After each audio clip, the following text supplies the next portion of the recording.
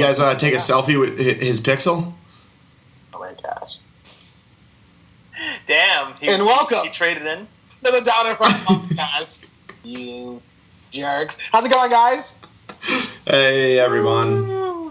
Dude, you guys are really exciting. I love the energy that we're having here. Love the energy. And we are excited. We are pumped to come back to you, give a full episode before all the holidays. Going to be a lot of crazy movies, a lot of different things that's going to be coming out in the next few weeks with traveling and Star Wars and everything amazing. So we are excited. We are pumped to come here and give you this episode on Coco, one of the newest films by Pixar. I was super impressed and excited about it because I know I had heard some talks and some things about it a long time ago. And so I was definitely super pumped just to watch it. Animated being like one of my favorite films and sort of like genres of it. So pretty excited about that. But before we get into all that, I'm going to toss it over to the man who needs no sort of introduction, but looks gorgeous today. Mocha Mike. How's it going, Mocha? Hey, buddies. How's it going? Good. Very happy to be here, back in the saddle, so to speak. Yeah, there you go. Oh, all right, back in the saddle. I can dig that. What are you sipping on, and what have you been watching? Well, as for what I'm sipping on, I decided to keep the ethnic theme going for the night, so I'm sipping on a Spanish wine. It's a garnacha by this vineyard called Capa. It's pretty tasty. Pretty dark, but some fruity notes, not unlike myself, and good overall. As for what I've been watching lately, my roommate, has been going through The Wire, and I had originally watched the first 4 seasons of The Wire and never finished it, so I've been rewatching all The Wire with him, and now we both just got to season 5, so I'm excited to finally see how that, like 10-year-old HBO series ends. I mean, that. Are you done? Or did you already finish? Or where are you at right now? I'm on episode 2 of season 5. Okay.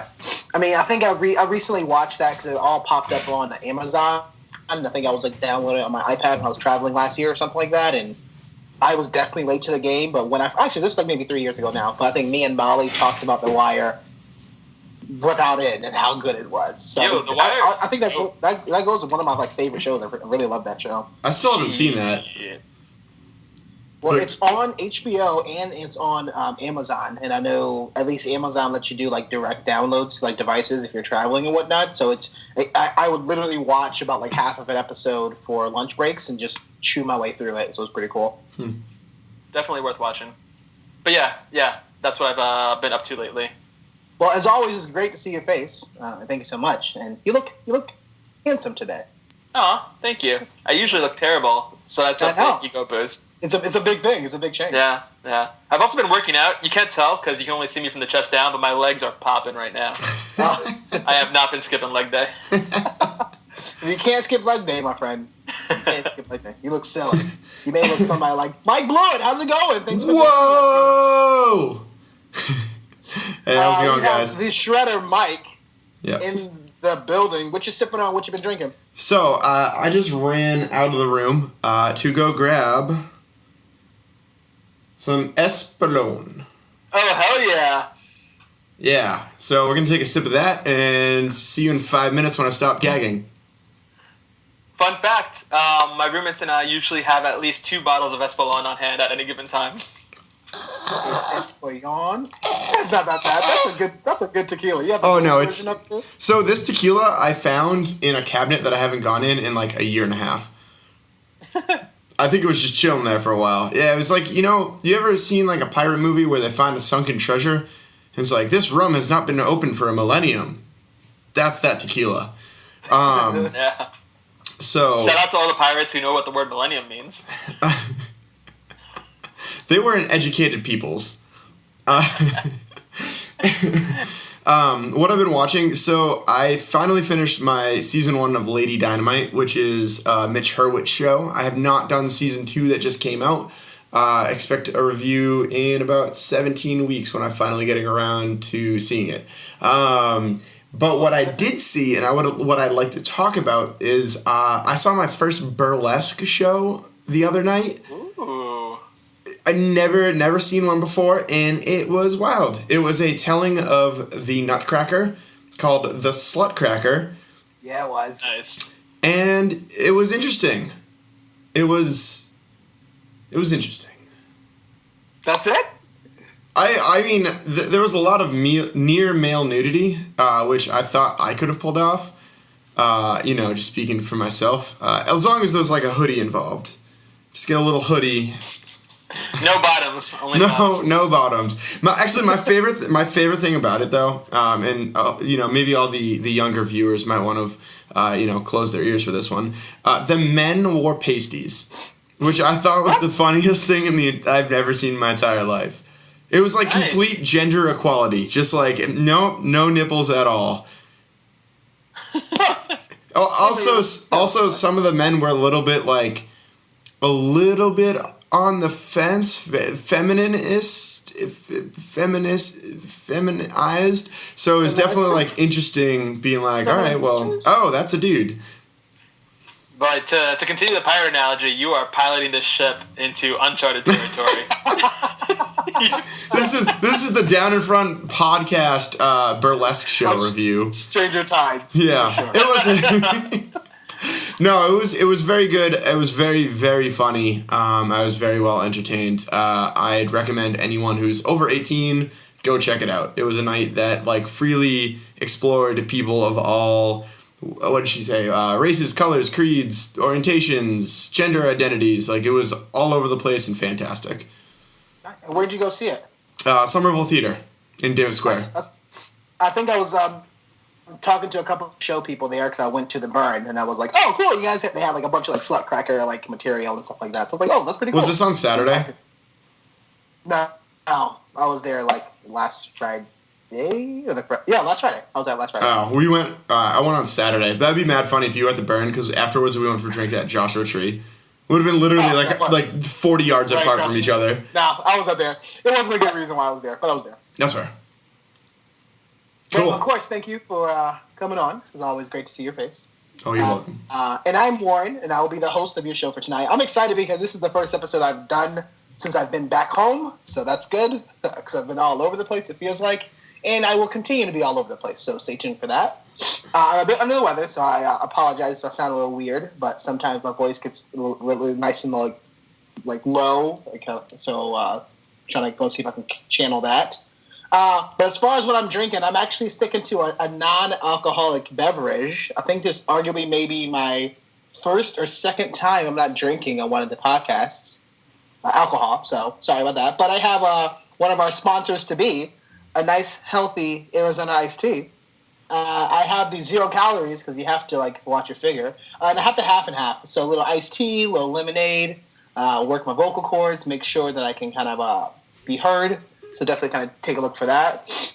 One day we absolutely will get them as a sponsor. We will. No, they are a sponsor. Just unofficial sponsor. I mean, that sponsor doesn't pay us yet.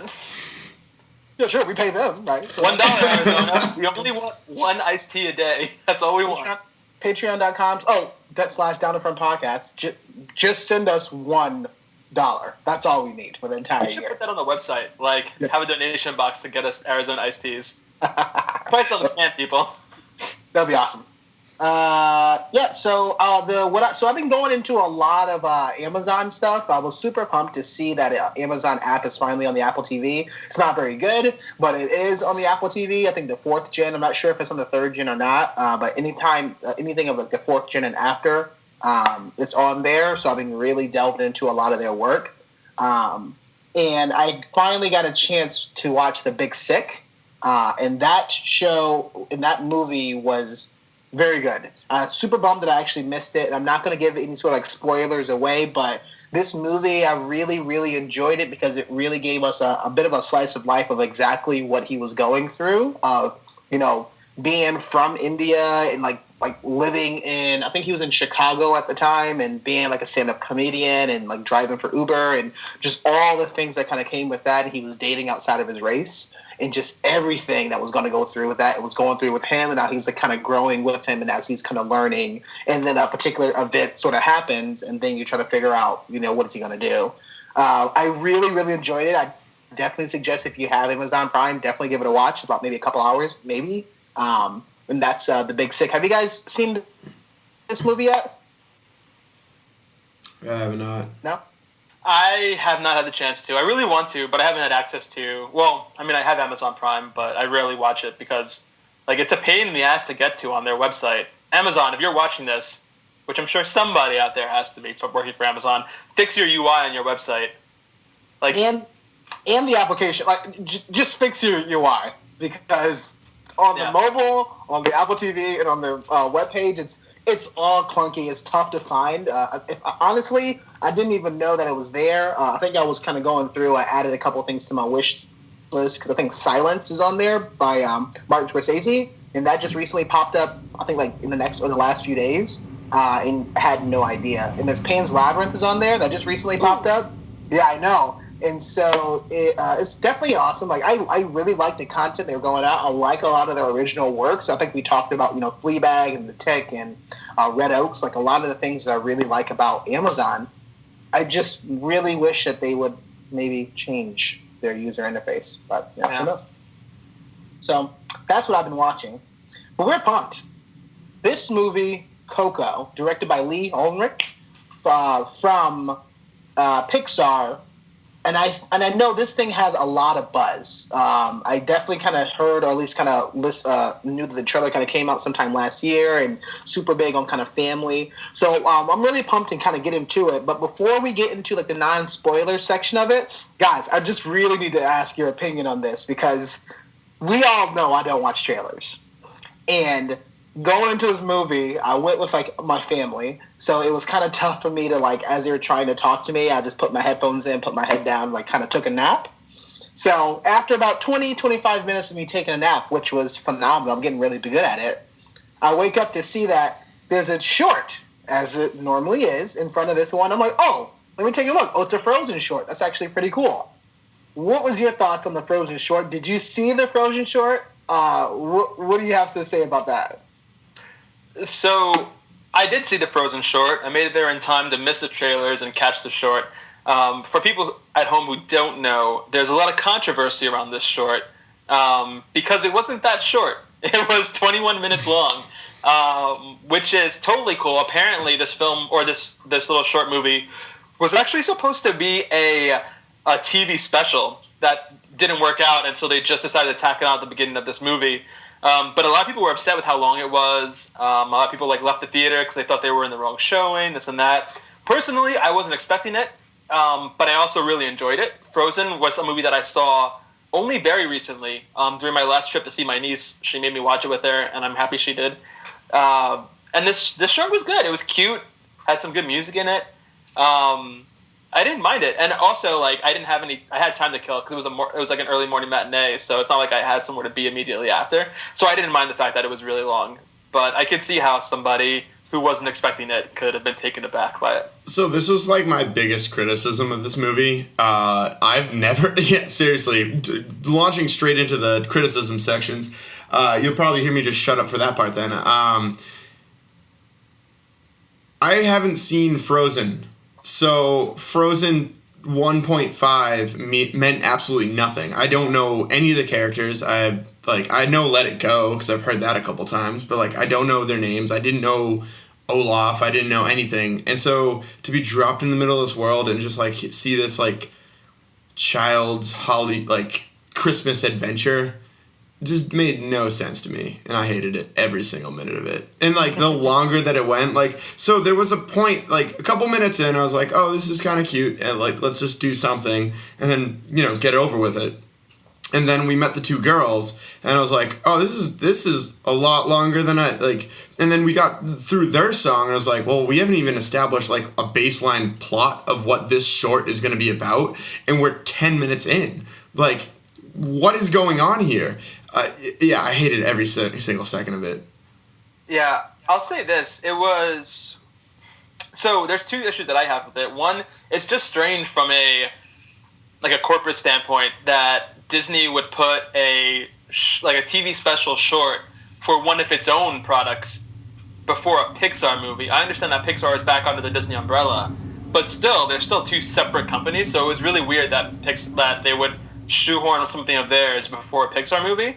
But also, honestly, since Toy Story came out, one of the things that I'm most excited about with any Pixar movie is to see what like sort of like crazy emotional roller coaster I get taken on for like the 5-minute Pixar short that comes before it. Absolutely. So it was disappointing for me to not be able to see something just done by Pixar. Yeah. Yeah, I think one of the best digital shorts experiences I had, and I literally was crying before the movie even started. It was so good.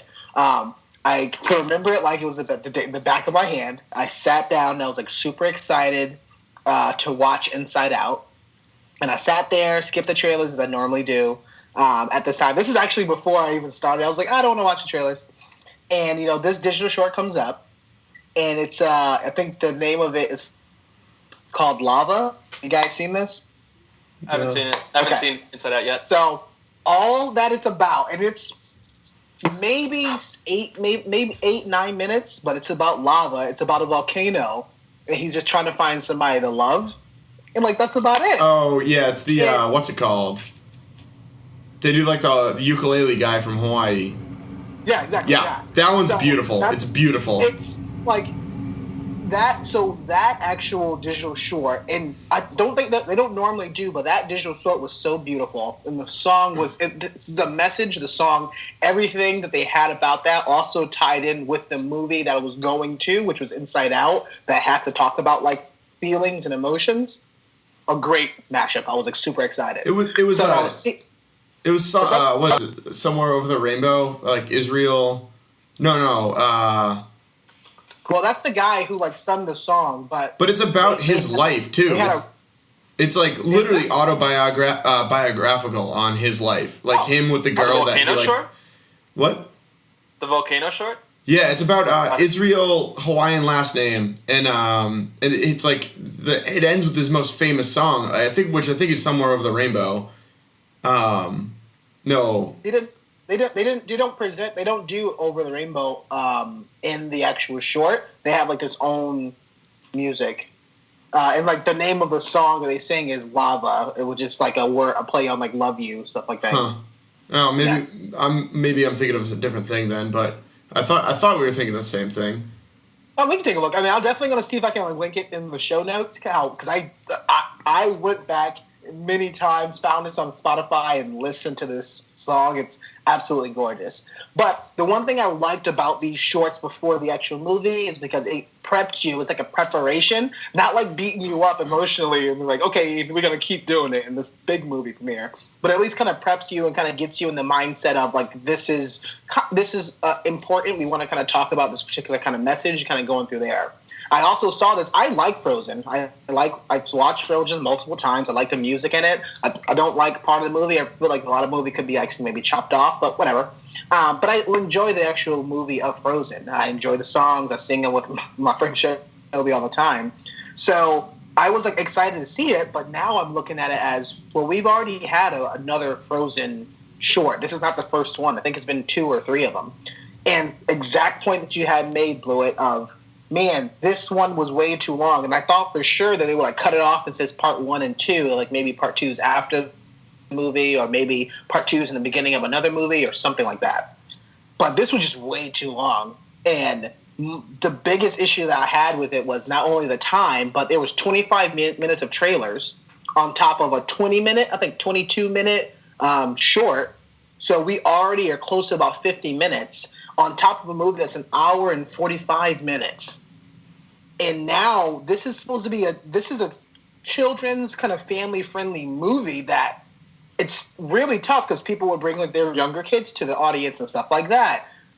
To ask a child to sit through almost 3 hours worth of content that should have been an hour and a half to an hour and 45 minutes it's crazy, and to the point where they even started pulling they started pulling the video short, and they did trailers. And not only did that, but they also had the on websites for these theaters. They said come 40 minutes late to see the movie.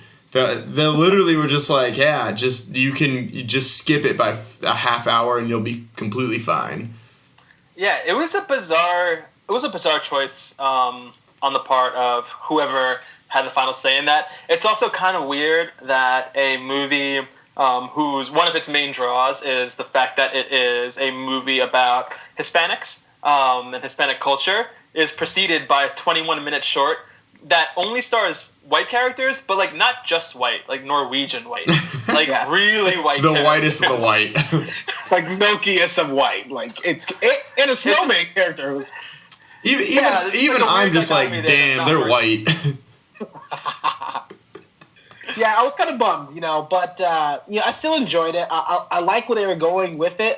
The biggest thing was if you do make these shorts, they got to be under like 10, 12 minutes. And they got to be like very quick, like engage into it really, really quickly. Because if you're starting to pick some stuff up, especially if somebody hasn't seen Frozen, they're going to be like, what the heck? Why am I here? I'm just going to leave.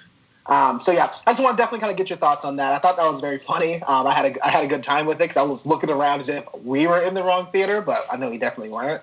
But then it came up and we kind of watched Coco. So we're excited. We're going to do our brief sort of intermission for right now. We're going to come back, give you... Yes. One thing before... So I'll say this before we start spoiling it because I think it's more appropriate for this. I completely wanted to watch this movie based on the trailer. This is like... I know you don't watch trailers, but I saw this like special one that they did, and it was Coco sitting in his attic, and he was playing along and like kind of playing the guitar. And the animation they did, and I'll talk about this in a little minute, but like the animation they did was spot on to what he was playing. And like I could have watched the trailer and played back based visually on it what he actually played. And I was like, that's really cool. Like without knowing anything about it, I was like, they're making a Pixar movie with music being its central like point. And like doing it very, very accurately. And so at that, I was very excited about. I think it came out in like July, that trailer, and I was amped about it from then. Nice. Another interesting point, really quick before we move on, about the short before the film. Disney, as of this week, has asked all movie theaters to remove it from their showings by Friday, December 8th. Their PR spin is that it was always planned to be a limited release, but that's totally bullshit because we're still 3 weeks away from Christmas, and that is a Christmas short. But they heard that feedback, and as of the 8th, tomorrow for us recording the podcast, it's going to be out of theaters. I mean, I guess that's good also because they listen to the feedback, whether it's probably a lot of negative, but at least they can go and say, hey, we're sorry, we messed up. Let's change it up here. And I think it's not cool. The most egregious thing. I always like it when companies respond to feedback about essential stuff.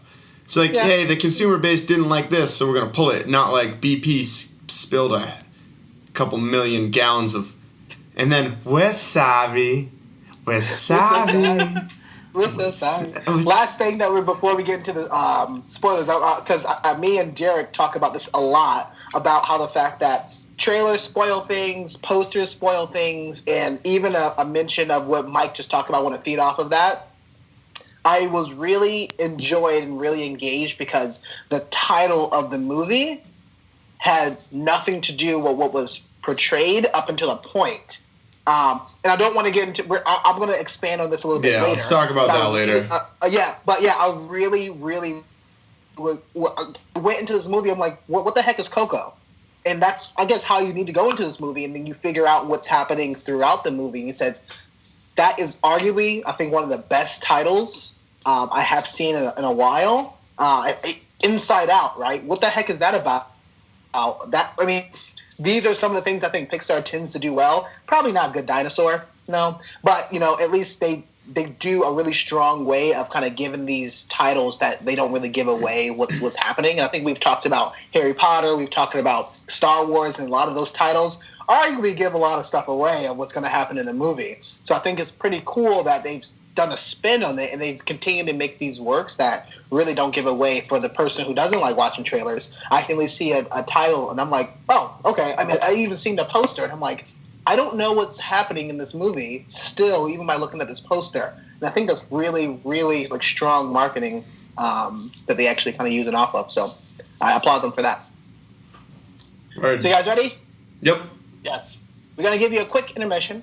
We'll be right back for our entire spoiler review of Coco, directed by Lee Ulrich. See you soon. Bye-bye. Remember me. Remember.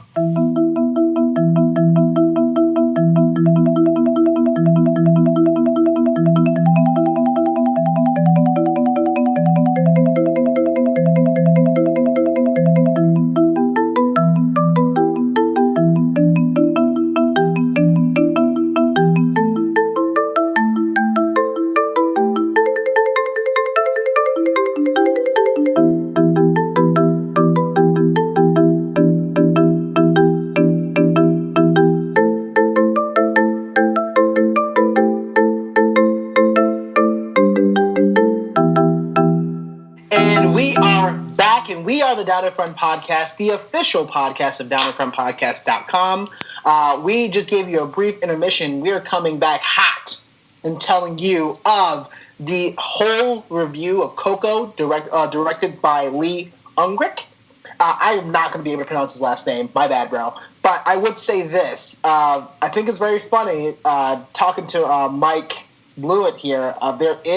He actually did make a digital short called Dante's Lunch that would have been appropriate to put in the beginning of the movie instead of what we got. Wait, you mean there's more Dante content out there? There is. I want a whole movie based around Dante, just his antics, nothing else.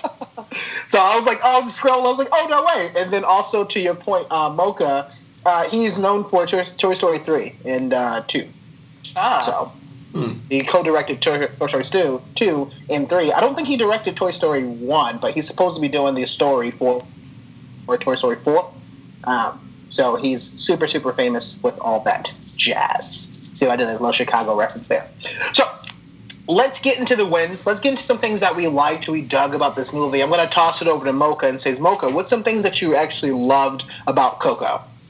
All right, so let me get this first thing out of the way. And I'm sure if you've paid any attention to the media buzz around this movie, you'll have already heard this. But it was really cool to see a movie that had such a meaningful and intentional approach to showing some of the richness of Spanish culture.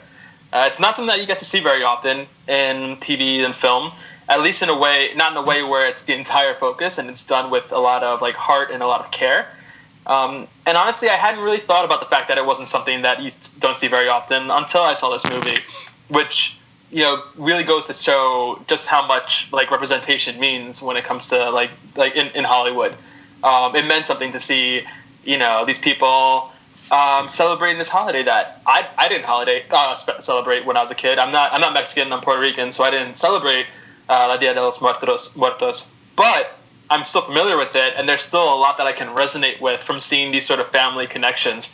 I really, really connected with the characters, especially Mama Coco, the old eldest member of the family. Like that entire opening montage where it's the little kid in his like sleeveless white undershirt, just in front of his like old ass great grandma, telling her about nonsense kid stuff and just hanging out around her. Like that was me when I was a kid. My great grandmother lived with us when I was little, and I would always spend my time around here talking to her. She didn't speak English, but I would just talk to her anyway. And so there was just something really authentic and really, really meaningful about that for me watching it. Not only was it cool seeing the representation of Spanish culture, but it was also really cool to see them depict what strong matriarchal figures look like in Spanish families. Everything about this movie was spot on, especially the moment where the grandma, not the great-grandma, but the grandma finds the kid in the plaza and like threatens the mariachi with her slipper, la chancla. That is some real stuff. For anyone listening out there who isn't Hispanic or hasn't been beaten by a woman in your family with a slipper, that shit is real, and they can do damage with those things. And it was just really cool, especially the part where like she throws the slipper at the dog down the alley and then walks off with one foot barefoot and then tells him, now go get my slipper. Like that was just some real stuff. I don't know, it connected to me in a really big way. Aside from that though, this movie was just... I was gonna say one thing on that one, like, so I didn't know this was Mexican based. I was talking about I saw the trailer and got excited for it. One of my favorite styles of like music and art is flamenco, which, speaking of Spanish, like that's like their thing that they do over there, and so it was really, really wonderful to see that sort of representation. You get a million and one things that have like classical music, the traditional like Western orchestras playing the soundtrack, which there was a little bit in this movie, but to make it more like a nylon string guitar was awesome. And like literally one of the reasons that I picked up the nylon string guitar was to try and emulate my favorite flamencan players. And so it was really cool to kind of see them. Obviously, the movie turned out to be a mariachi based rather than flamencan based, but that's the mindset that I went into it, and I was still definitely pleased with the direction that they took it. Definitely. I mean, even going so far as to do the opening Disney logo song with the mariachi mariachi guitar was just great. They really infused like the culture and the instruments throughout every part of the film. But it was also cool too seeing how in this film they didn't.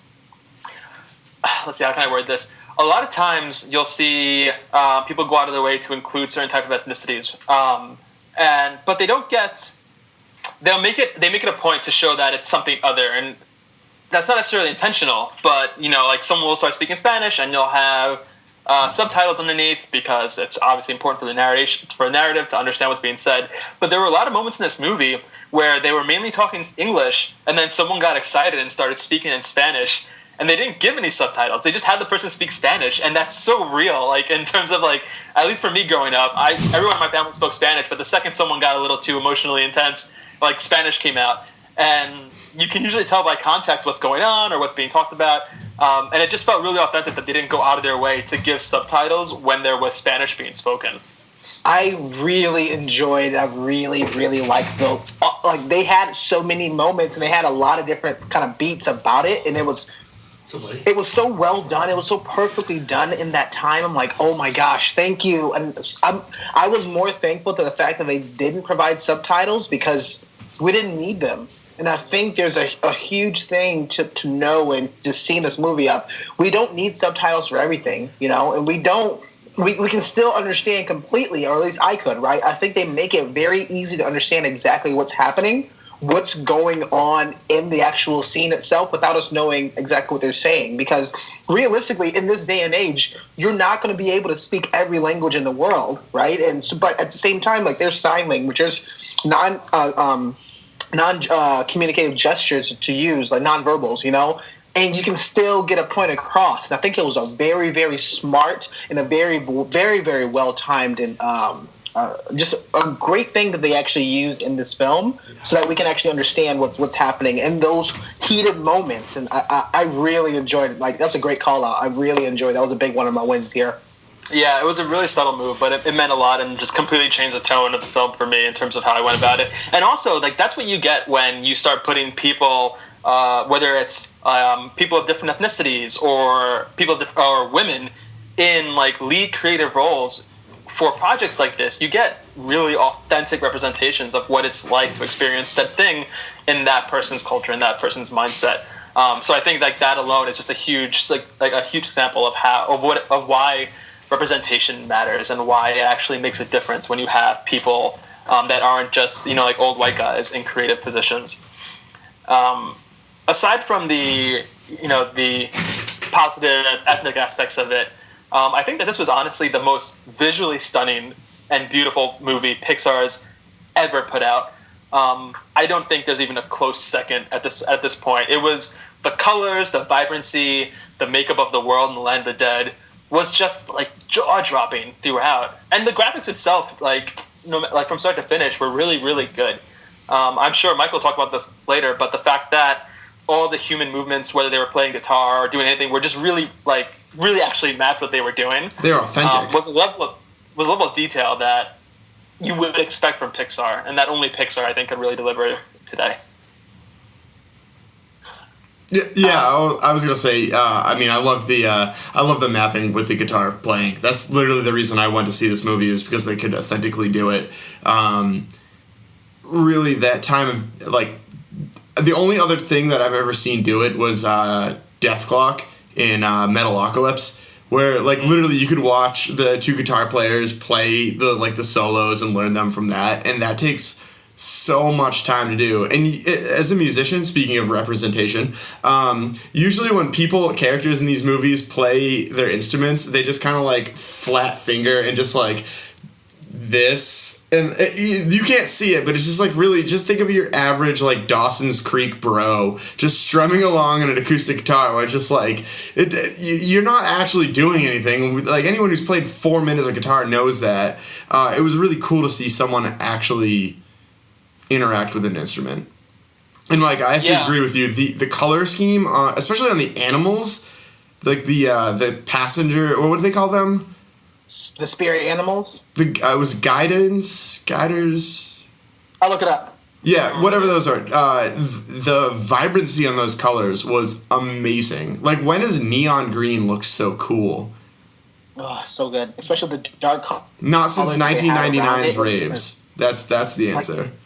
Like, everything they had of the world of the dead going off of it, it was the majority of the bottom, especially the parts they had like water. The way that they represented that, that they had like shadows and things that were cast on top of water, and they had darks that was on the bottom, and it kind of lit up as you're going through. And the use of like lights and brights, and especially the leaves that they necessarily kind of use, really, really, really like just brought everything together. And absolutely, from Mocha, you were saying like it was an absolutely gorgeous film.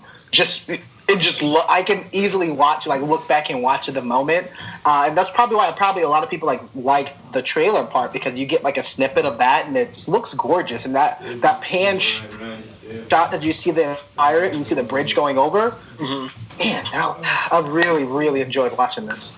Yeah, absolutely. Just to add some clarification to what Blue was saying earlier, the word that they use for the spirit guides or the spirit animal guides is alibrije, I believe. It just means spirit guide, essentially. But alebrije, there we go. But yeah, it was just so stunning. And aside from that too, there was, even though this is a movie that takes place almost entirely in the land of the dead and focuses on death. Death is the biggest theme throughout this movie. It was surprisingly hopeful and uplifting about death. You get to see that when people die, in this film, they still go on, and there's another life that's vibrant and full of color and full of like everyday life for them on the other side that they get to experience and enjoy as long as their family still remembers them. And then beyond that, there's another death after that. There's still that realism. They kept the movie grounded in that, hey, everything's not perfect. Even in the land of the dead, these people still die. But the fact that there was the opportunity to kind of show that there was something more beyond that was just like a level of hopefulness that I would expect out of Pixar, and I was happy to see. I really like the fact that I think they've been building on this approach a lot, because I have to go back to Inside Out. That's arguably one of my favorite movies, but there's a point in that movie, I'm not going to spoil it, but there's a point in the movie that they use a lot of techniques of like death, and how the fact that it's like it's okay, like that's something that you can grow, you'll become like accepted, and that's something that's okay because it's a part of life, and I think up to this point that they talked about like death is a part of life, but it may necessarily stop, whereas this movie says, well, death is a part of life, but just because that you don't die, like you just don't end it there. They talk about the entire journey of it, and even when the only way that you can quote unquote die, right, in this movie is if the people that loved in your family aren't remembering you. And that was a huge point of it, because even when Hector's entire family, not Hector, Miguel's entire family is dying, that they're putting like their murals up and they're putting their photos up and everything, that's still like remembering them. So when you go and cross over to the land of the dead, they're still living, they're still vibrant, they're still the same people. You still have all those amazing and beautiful memories to live with, and you carry that with you as if they never even died. So even death is just another step. It doesn't mean that it has to stop. It just says that keeps going, and that's what makes this particular movie so impactful, especially talking and giving those lessons to like children and like young adults and just everybody, of saying that just because somebody dies, it doesn't mean that it has to end there. You have all this other stuff to remember them by. There's I was trying to look it up beforehand, but there's this existential theory that there's 2 dates of death in every person's life. That's ironic, but the first one, 3. Yeah, when you die, when you bury them. The 2 big ones that I'm thinking of are when you pass away, and then the last time that anyone utters your name. And so it's interesting thinking about someone like Hammurabi, who is the first person to codify law in like ancient Mesopotamia. That dude is like 8,000 years old if you go by that second date of like the last person to utter that person's name. So I thought they really showed that, especially in the afterlife, where you could pass into some unknown that it's not like you're gone, you're just kind of forgotten, which is equally as depressing. Yeah. Also, the animation was fantastic through and through. there are a lot of different points that you can call out about the animation, but one of the things that was most notable for me was the fact that despite the notion that the majority of the characters in this movie were skeletons, Pixar still did what it does, which is managed to bring life and emotion to those characters. So you have these characters that are just bones and their faces are just skulls, and yet you can still see every emotion that they're feeling. You can connect with it. You believe that they're those people, that they exist in that form, and that's tough to do with something like a skull, because you're missing out on all the lovely pieces of the human body that have muscles attached to it that usually cause us to be able to identify as someone being sad or angry or happy. So shout out to the animation team. Aside from just making it visually stunning, they also took a difficult subject, which was skeletal humans, and still made them lovable and adorable and believable. Absolutely loved it. Blewett, some wins of things that you actually liked about this extra movie. Yeah, there's a couple things. I think we talked about I really love the two death dates concept. The tracking on dance movements, guitar playing, as Mocha was saying, like expressions, like that was incredible. Let's see, two big things for me. First, the plot was great. The twist I really didn't see coming. And besides the whole fact of like the great grandmother really liking music, that was apparent. But the whole fact that what Miguel was searching for through the whole time was actually his father's killer was awesome. I didn't see that coming at all, and I really didn't expect it from a Pixar movie to have like a genuinely great twist to it.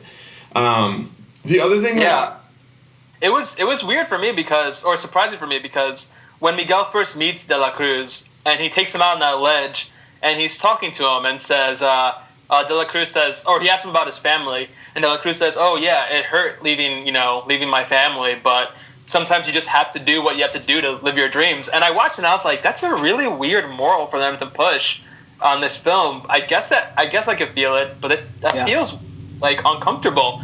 And then later on, it turns out that he's actually the villain. I was like, "Oh, you sons of bitches, you got me." Yeah. There was that, and I think the big win for me was that I think it really drove home the fact that family is there to try and make life better for you. Family's not always right about that, but they're always there to help you. And so I think that it really drove home the point that that family's organization was that we're going to make shoes. We're going to make a lot of money doing shoes. We're going to be happy. We're going to be good family members to each other. But this is like our goal in life. And Miguel really wanted to be a musician. And, that he didn't really have the support by anyone else but his like pseudo dad's killer dad, and some random mariachi hanging out in the streets. Come to find out at the end he's really talented, and then his like pseudo family from the land of the dead starts supporting him, and that's really that turning point, and that his family in real life starts to support him. And I think this really it really resonated with me as someone not necessarily going through this. My family was always supportive of me, going to college and studying music and not quote unquote earning a real degree. And so I was really lucky in that aspect, but I certainly had, I certainly had aspects, or certainly had friends that didn't get the support and that didn't really, were kind of just doing it even though their folks didn't really want them to. And so talking with them, it really drove the whole thing that what you're passionate about is what you're passionate about. And if you have the means to explore further education in it, and if you have the means to see that through, then go for it. You can kind of make your own support system for it and get to a place where what you thought was your support system will also appreciate you. I think this movie turns out a heck of a lot different if Coco sucked at singing and playing the guitar. If he was tone deaf and couldn't move his fingers, his family would be back to the shoe shop, But I think the big thing is practice, hone your craft, get better, and people will support you. as however resistant they are at first, you just keep on keeping on, as the great philosopher Joe Dirt once said. I was about to call you out. I was like, wait a second. What? Nice. It's about time we got a Joe Dirt reference. Yeah, right? This isn't the Down in Front podcast or anything. It's been absolutely over a year. Welcome to the Down and Dirt podcast. Heyo. So, though I really enjoyed this movie through and through. I was going into this movie not expecting anything. I had no idea, as I normally do, going blind. So, to the fact that the first thing that I realized is like, oh, this is a song. This is a movie about like music and like tradition and a lot of different things. And this kid named Miguel. So I was like, where does Coco come in? And he actually was like, oh, this is like my grandma. This is my great grandmother Coco. So I was like, oh, so it's a movie about his grandmother. Wait, is it? So everything that I was like known, like at least going into this movie, I was super surprised. I was very pumped. I was really excited just because it was all new to me, and the family elements, the music elements. I love the fact that there was always like this battle between in another movie that has to do with like tradition, family, music was Fiddler on the Roof. And I think it was really hilarious that a lot of these things about like the battle between tradition and not necessarily kind of following that. To the fact that everybody in this movie looked at music as being like the stigma. You just can't do it. There's nothing you can actually do about it. It's like, sorry, even if you'd like to do it, you're supposed to go and do the family business, which is making shoes and making different kind of shoes, and like that's what you're doing, being in the working place, and that's it. There's no sort of creative outlets. So I like that element of it a lot. Like back and forth between like this is what you're supposed to be doing, but this is what you're born to do. And I think we've seen that a lot. And just like any other movie, I just like how it was kind of portrayed here, because there was a legit reason why like this man randomly just left. Like the husband of this guy who started playing music just left, and like left this mother with her daughter by herself, and this mother had to pick herself up and says, you know what, like I'm going to have to do this on my own. I'm start making shoes on my own. I'm going to like raise my daughter on my own. Like we're not doing anything to do with like music at all. We're just going to keep doing what we need to do. I think that's another excellent and kind of strong point. Sad that it actually come from like a man doing something negative, but at least that woman, right, didn't have to like. There was nothing about her like remarrying, right? There was nothing about her like needing men in her life. I just really love that aspect. I love how that was actually being portrayed. Absolutely, and like that was something that struck me right from the get-go, because they talk about the history of Coco's mother right in the very beginning, in the opening intro. And when I saw that, that's when I was like, all right, this is a movie that's taking itself seriously, because when the father leaves her alone with her baby, they say like she didn't weep, she didn't like mess around. She pulled herself up by her boots, and she got shit done to take care of her family. And that is every single Hispanic woman, older Hispanic woman that I've met in my life, in my family. They are all super strong, and they all get shit done when the going gets tough, no matter what. And that as soon as I saw that, I was like, all right, cool, I'm in. Let's see what's up, because that's some real shit right there. Yeah. I mean, and I love the fact that a lot of these messages I want to get into a little bit later, but like, exactly what you said, like that's a message that resonates, and it doesn't matter like your skin color, what language you speak, what you look like. None of that stuff matters when you have either, in this particular case, you have a mother figure, right? And I'm black, and I was raised in a single mother sort of home with 5 children. You have this figure that says, you know what? I have to stop and says what's most important right now, and what's most important is me taking care of my children and then building on my family. What's happening after that, and so that's what I think that's something that was like a very strong element that they necessarily used, and something that was very, very well done, because yes, this is about like Mexican. This is about people like in this culture. It is. But a lot of these ideals and a lot of these sort of messages that they're sending you doesn't have to stop there, right? It resonates a huge like kind of global picture. And I watched this movie with my mother. I watched this movie with my father, and that was the first. Like this is the first movie in arguably about over 20 years I've seen with them in the same space together. And And it's very important. Like, I was really, really I was glad. I didn't even realize they wanted to go see this movie. I had no idea what it was about. And so I'm just getting this as I'm, like, looking at, my mother and father is sitting in the same row with me with my nephew. I'm like, this is unheard of. So it really, really hit me in a spot that I'm like, I'm all bought into this movie. Absolutely gorgeous. I think we talked about these colors. I don't want to tread too much on this, but I think there was even a scene that, they go into the graveyard and you see there's a bunch of colors and things that are kind of worn down, but it's still really colorful and they're still decorating. And then you go into the tomb that's in the middle and it's super clean and it's white. And you have like a white guitar and you have like the petals that's actually going to be on the floor. And like the only color in that scene is all accented by things that's on the guitar and the actual leaves that's on the ground. And I think that they did I really hope they did a lot of research, but it definitely seemed like they did a lot of research on like what colors and things that just simply worked. And as a design element, I just really, really enjoyed that a lot.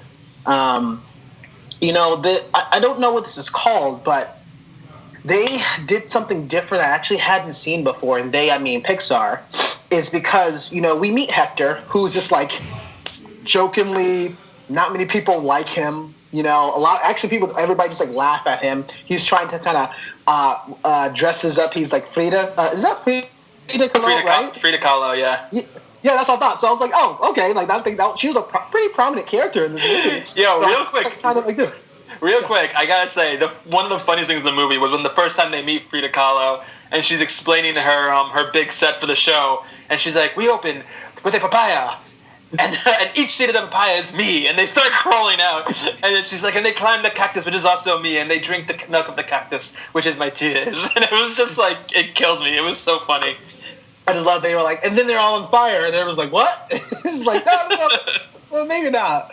But we see Hector, right? And he's clearly turned out to be like this dude who's made some bad decisions.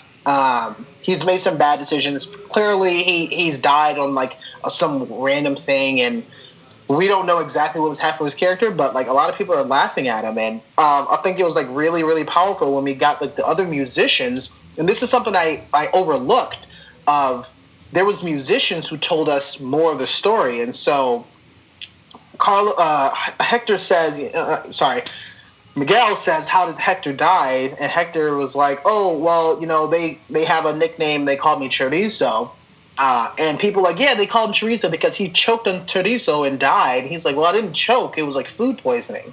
And so I don't know what this term is, but it's like a very escalating approach to, they give you a lower level of, this is funny, I can laugh at somebody's nickname being Chorizo because he choked on food and died. And that stinks, but at the same time, it's like not the worst thing in the world to, oh, he died from food poisoning, but did he really die? Did he really choke? And it's like, it's this funny kind of running joke on like how he died. I was like, that sucks, that stinks, but that's okay.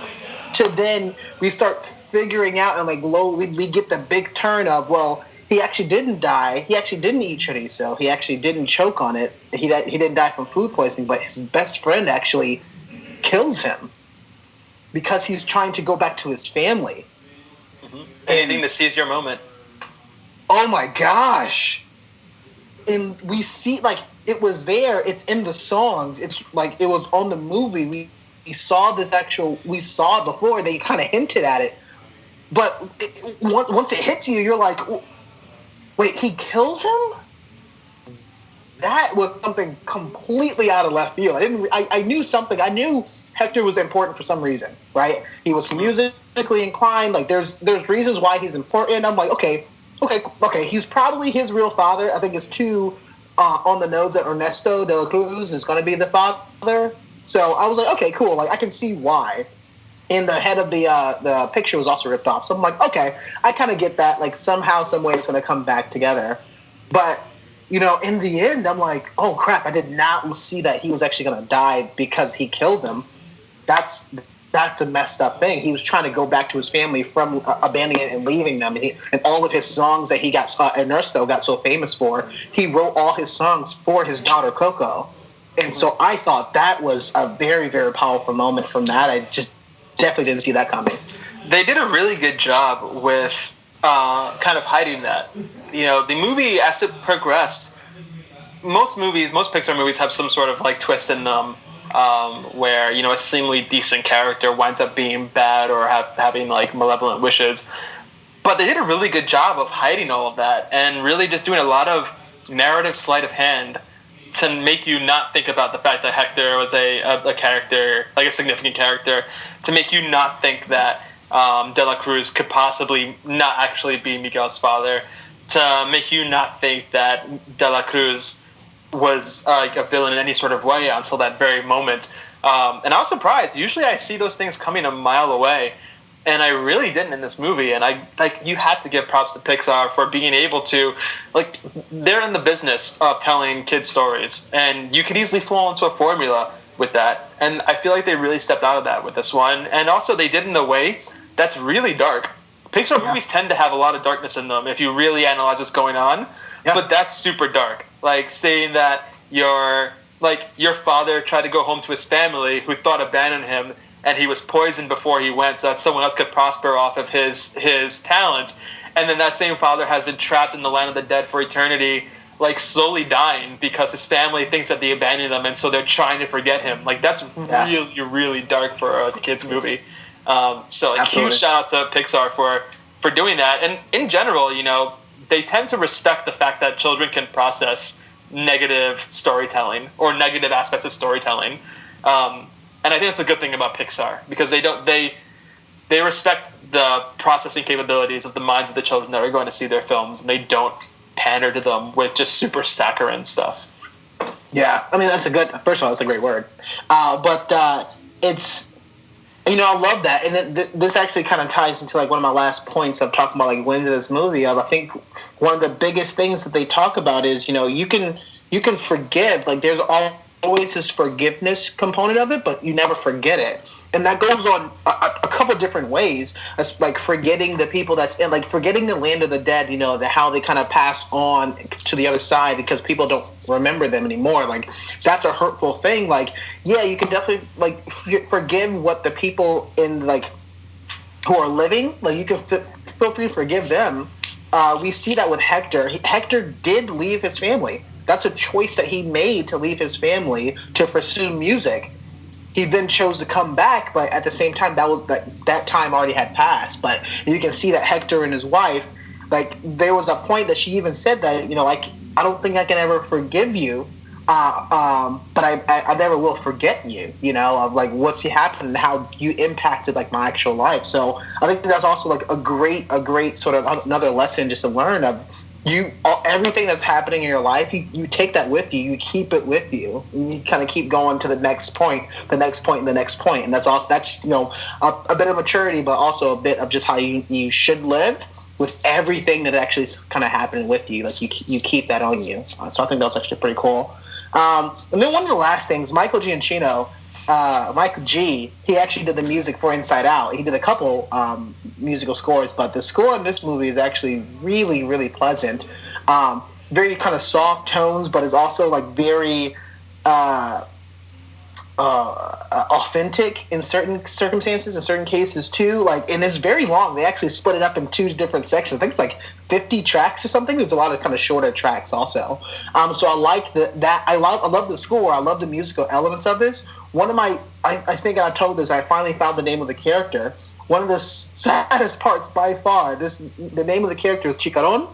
And if you remember this guy, so Miguel asked, he needs to have a guitar. He asked Hector, do you know where you can get a guitar from? He's like, well, I can try. I kind of know a guy. And so they go into his house, and there's this old sort of like skeleton guy who's practically can't move anymore. He's already given, Hector a leg. He gave him a knee. He's given him so much stuff. And we then find out of what happens when you're not remembered if you're already in the land of the dead. And so we see that this Chicaron character is literally just kind of like just dying. And he's already dead, but now he's actually dying. So that point is he's never going to be forgotten. And I thought that was a very important scene, because then we find out, A, these are the stakes of the movie. B, exactly so Hector has a little bit more skill in what's happening here. And C, this is what needs to be done so we can actually kind of avoid this. So The Chikaron character is one of my favorite sort of side characters in this movie. So that was awesome. Really sad. But yeah, those are our likes. Love the movie. There's obviously a bunch more stuff that I'd like to talk about, but there's some things that just didn't quite work. Blue, what's some things that just didn't quite work for Coco? Fucking Frozen.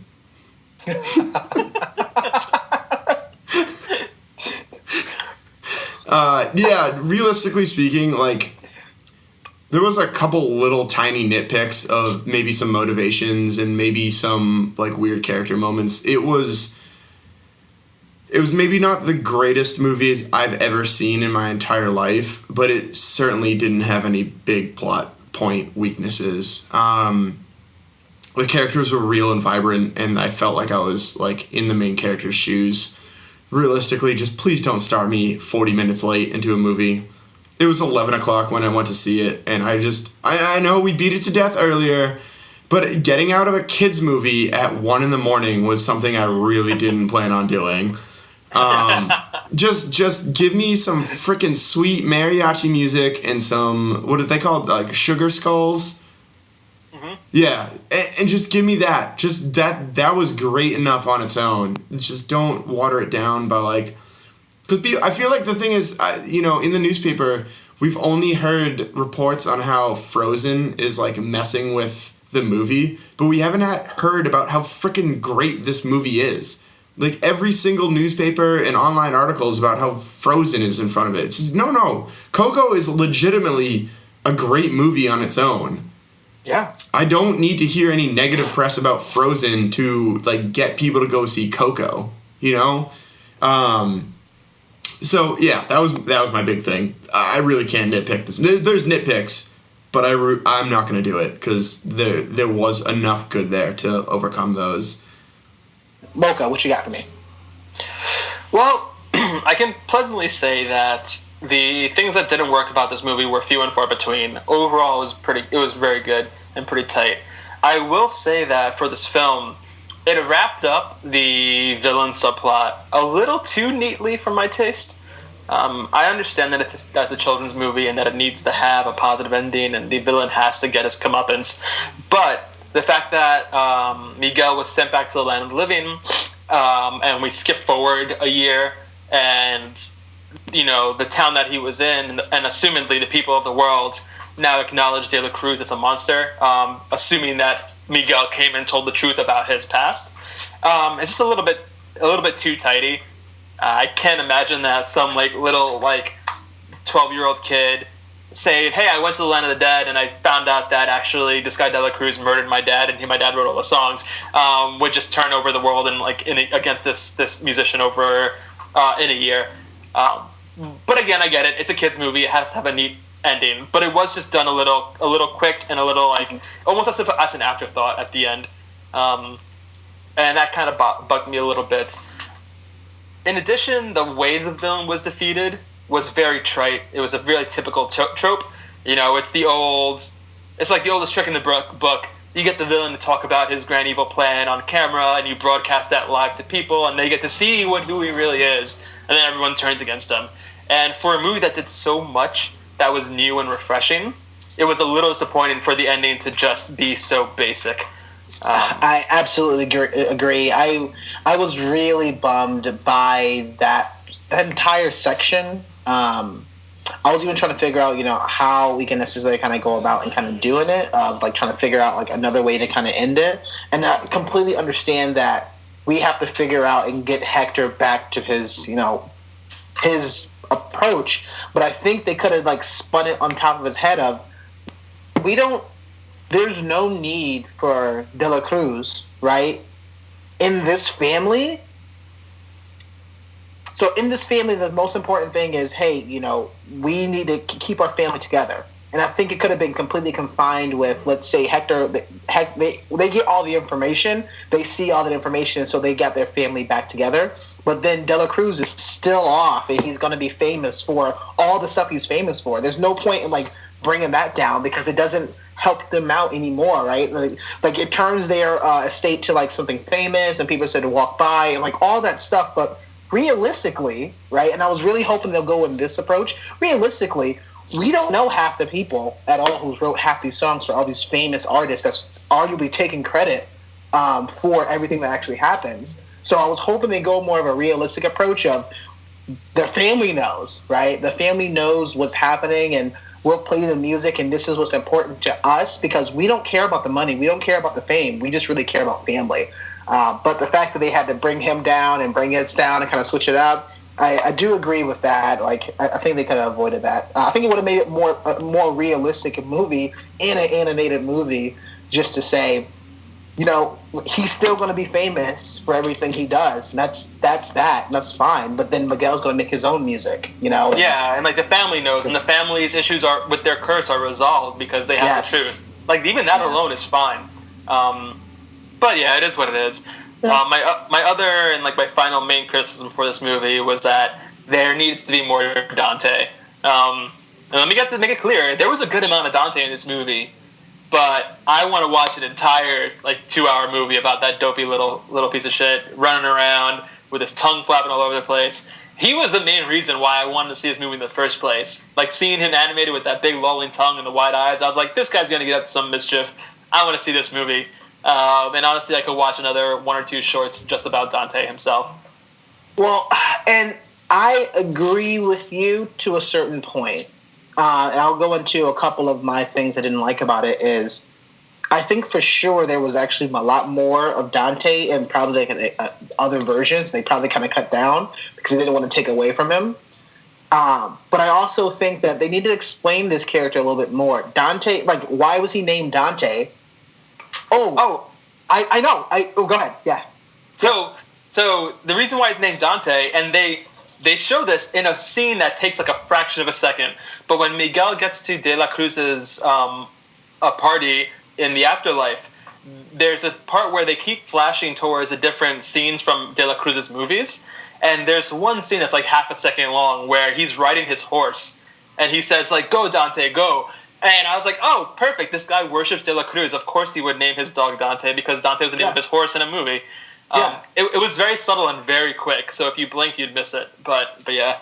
But we don't get that until the end of the movie, right? And so it's like this is now a prominent character. You need to establish this character way earlier on. We need a bit more because that also makes sense of Dante kind of follows him around. If he's his only, let's say if this dog is the only person who the only being who likes to listen to his music, who understands him when he's talking, he follows him everywhere, he helps him out, right? That makes more sense of then this is why Dante is able to cross over to the land of the dead. Because people are like, oh, well, there's this random dog here. And then they just kind of brush it over. Now, these are all nitpicks. Literally all of my negatives, quote unquote, I'm doing bunny ears here, are just about nitpicks, but I felt like they could have cleaned up a couple bits because there's dialogue that didn't quite work. And this Dante character was in the movie way more than a lot of other talking characters. And I felt like they just kind of swept him under the rug. And was just kind of inserted it in just so that they can kind of progress the plot. And I was kind of bummed about that, but not the first time. It's not terrible. But at least I felt like they probably did, but they just kind of cut it out. I think that the implication for the movie was that any animal can cross over to the land of the dead, but not every animal is a spirit guide. That being said, again, I think it was an implication, and I do think that they could have done more to explain, what the mechanics around being a spirit guide was, because it was strange that Dante just walked over the bridge with him and could see him while he was dead. I think the implication there is just animals have a different view of the world and can see beyond that barrier. But yeah, they could have definitely done a better job of clarifying that.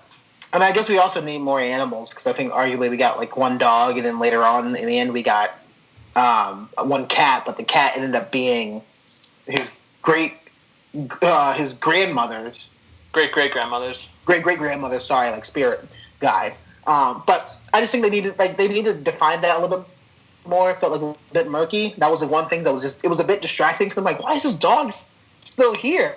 I understand he's a spirit guide, yeah, but this, you didn't earn that. He just kind of was inserted there. I guess the other biggest thing I have is Pixar does this thing with, this quote-unquote goofy or dumb-looking animal that I don't know why they keep doing. And this is one of the second times that I've seen it of the character design of Dante is the same exact character design from Finding Dory, of like the hero, like the quote unquote underscore hero of the story. In Finding Dory, there's these three walruses, right? Or seals.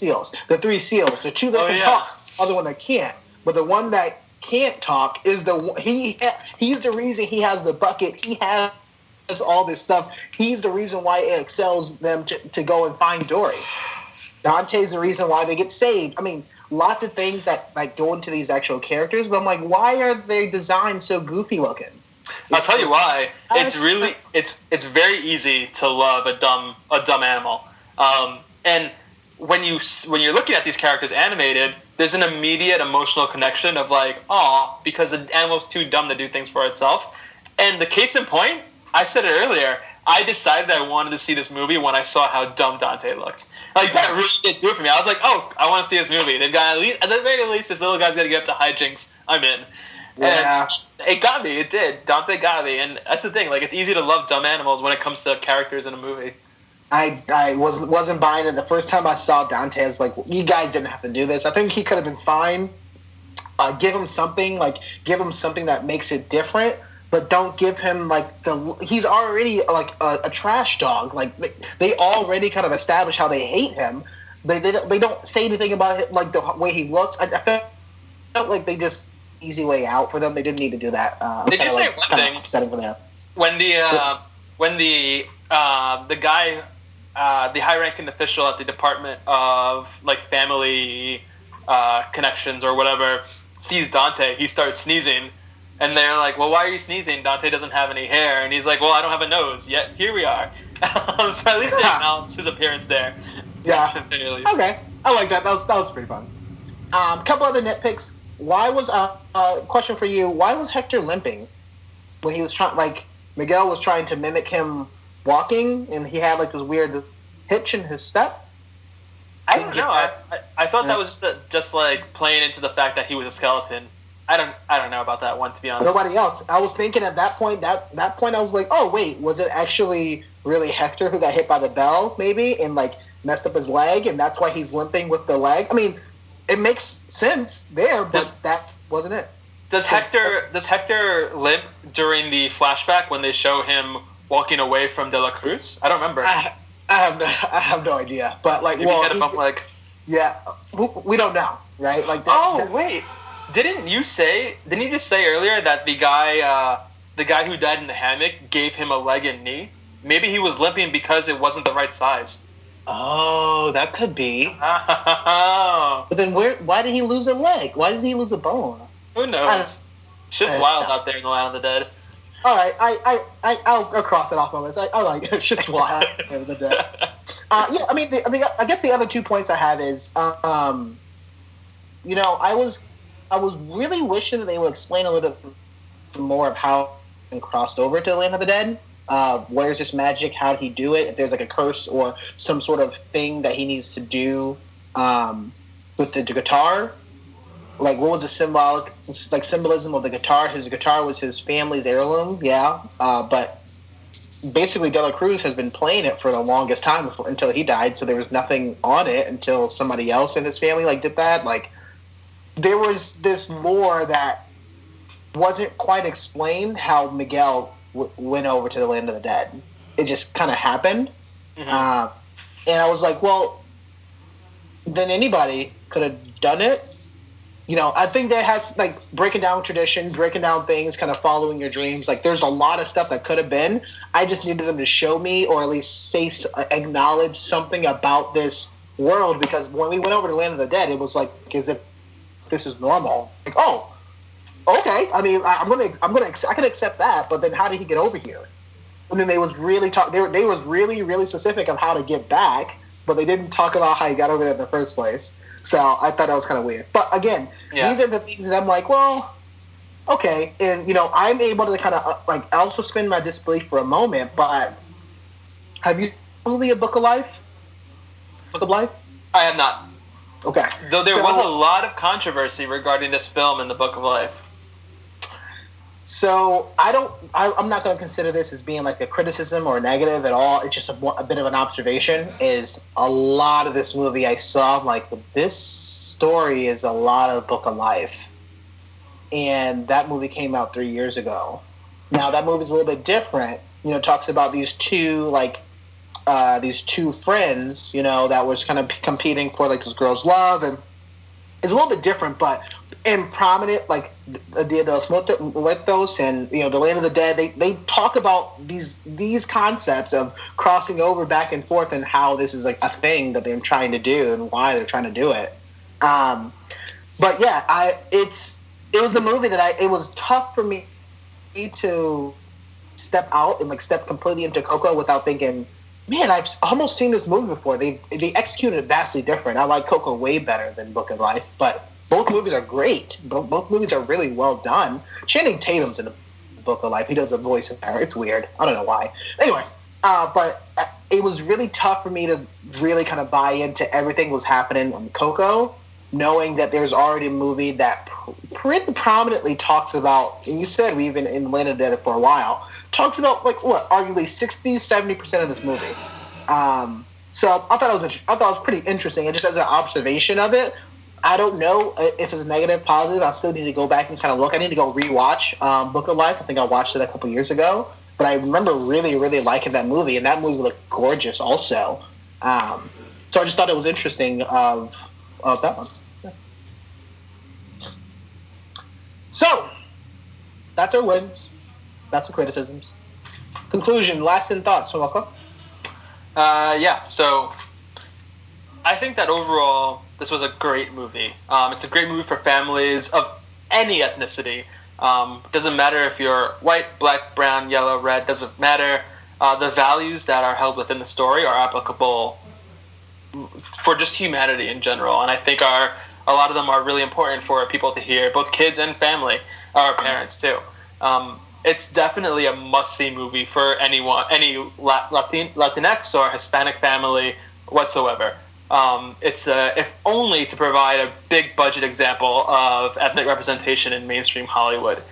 There's something really special about that, and for our listeners at home, you may have seen article after article on the internet about how the representation in this film is important. So maybe you're tired of hearing it, but it is important and it matters. And the fact that in these times where we have a whole bunch of political divisiveness, where people are just demonizing Hispanic people and Mexicans in general, it's really good to see a movie that embraces their culture and still shows how it relates to families of any ethnicity whatsoever. So absolutely take your kids to see this movie.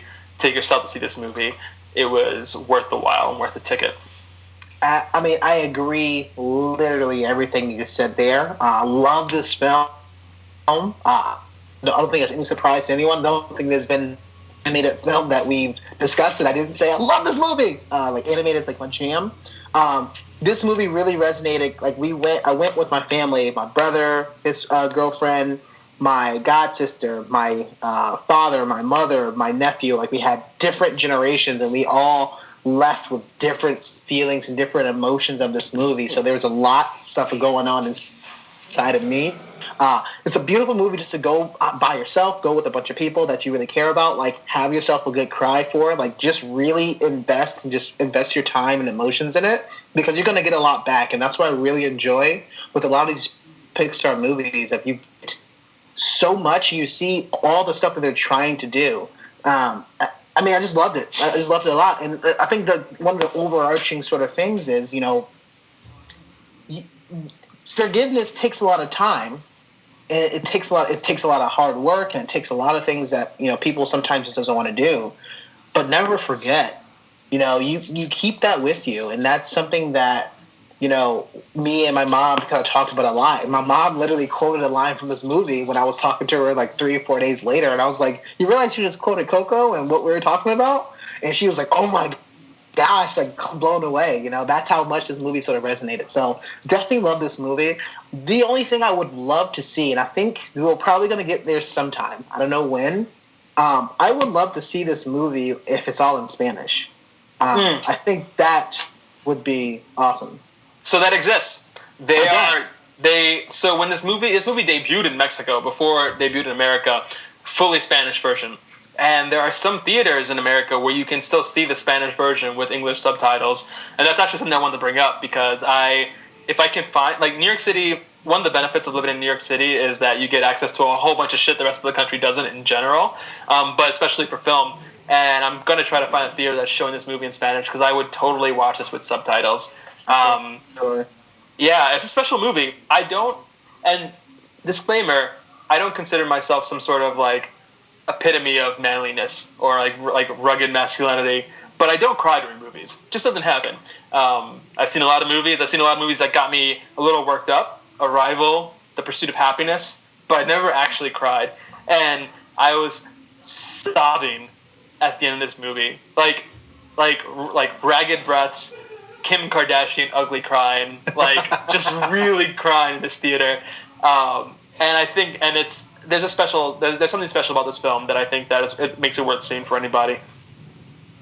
Yeah, I mean, I cry a bunch of movies. Me and Megan Arnold go way back, and Megan Arnold and Derek Sung, we talk about the amount of movies we cry in now. I was like, what's the?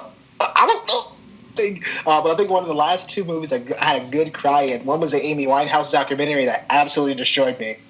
I don't remember the end of the movie because it just destroyed me at one point. And then the other one was Inside Out because there's a point in that movie, and once again, I'm not going to spoil it, but couldn't handle that movie at all. It's kind of killed me. I cry at home. I'm like, I already seen this movie. I cry when freaking Snape dies. I was like, I know he's gonna die. I'd do it anyway. But like, this movie, like, it does that, and it's one of these things in which, like, embrace it, accept it. That's something that's who you are. Because something in this movie, if you're like your, I think you were talking about like your friend or Blewett's friend, like, oh, I'm not sure why I'm crying. There's a reason for that. That something in this movie or something in this film or in life has resonated so well with you that it hits you that way. So explore that just for a moment, because that's like, take a second. That's magic, and that's why I love Pixar. Hey, Blue, what about you? Yeah, I really enjoyed it. I think that maybe this movie wasn't like a you should have seen it opening night, but like I would definitely pay full price for this movie. Music is such a universal thing, regardless of what culture you're from. And any movie that celebrates that it's definitely must-see viewing. And with that, we are the Down in Front Podcast, the official podcast of downandfrontpodcast.com. I'm excited. Thank you so much for hanging out with us tonight. In Mocha, where can we find more of your work? Absolutely. Well, you can find me on Twitter, tweeting in 280 characters or less about the decline of the Republic, at Mocha Mike, LI, as the Lord intended. Unfortunately, you cannot find me at Mocha Mike because the person who owns the at Mocha Mike account has died and will never pass on in the other life, because I will never forget the fact that he exists because he has my fucking name. So until then, you can just find me at Mocha Mike LI. Also, please follow me on Instagram at Mocha Mike. That's where I post a lot of my photography work. I'd love to, get some feedback on that. So leave me a comment. Or you can see some of my long-form reviews on the materials that we talk about here on the podcast on my Medium. That's medium.com at Mocha Mike. Blue, where can you find more of your work on the interwebs? Yeah, so you can find me at My News Music and My News Band, depending on what social media you're going through. If you Google us, like, mad amounts of stuff will come up. We should have a new EP coming out at the end of this month, beginning of next month, depending on some stuff. Probably beginning of next month, because that's the next time we're playing. But yeah, if you want to hear some mediocre punk rock music from not a very centralized location of punk music, yeah, check us out, My News. Also, if you want to check me out on, no, not really check me out, if you want to interact with me on a personal level, you can email us at jessieslipperspankings@gmail.com. Oh no. Oh no.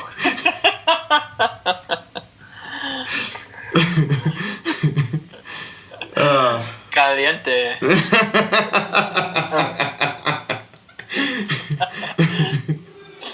We are the Down in Front Podcast. We have a website that has our Twitter, our Facebook, our Instagram, our Patreon, our Reddit, literally everything that we're doing. Thank you so much. Definitely go check it out, downinfrontpodcast.com. Let us know if you like it. Let us know if you hate it. We're still going to be pushing out more and more content. Just recently, we were talking about kind of Instagram at Down in Front Podcast. On our Instagram handle, we're now be putting out our live stories, and we're putting the live reactions up on the website, and we're going to be pushing that out for you. And thank you, Mocha, for doing those, because those are absolutely amazing. So stay tuned for that. Stay tuned for all of our next work. We're going to be talking about a lot of stuff. We have kind of queued up. We have Punisher that's coming up, and of course, we have Shape of Water that's coming up. We have potentially the Disaster Artist that's coming up. Disaster, what? And then even Star Wars is coming up soon. Woo! Lots of stuff, and these are all in the next week. Oh man, this is only the next 7 days. Crap. December's intense for Down in Front. Yeah, I'm going to be traveling, so I'm excited about that. So many exciting things. Thank you so much for kind of hanging out with us again. And we will see you soon. Bye! Adios! Bye con Dios! Bye. Chimichanga!